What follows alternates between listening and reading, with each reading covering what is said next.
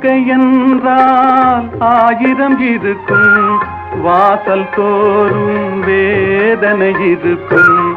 வாழ்க்கை என்றால் ஆயிரம் இருக்கும், வாசல் தோறும் வேதனை இருக்கும். வந்த துன்பம் எதுவென்றாலும் வாடி நின்றால் ஓடுவதில்லை, வாடி நின்றால் ஓடுவதில்லை. எதையும் தாங்கும் இதயம் இருந்தால் இறுதி வரைக்கும் அமைதி இருக்கும். மயக்கமா கலக்கமா மனதிலே குழப்பமா வாழ்க்கையில் நடுக்கமா.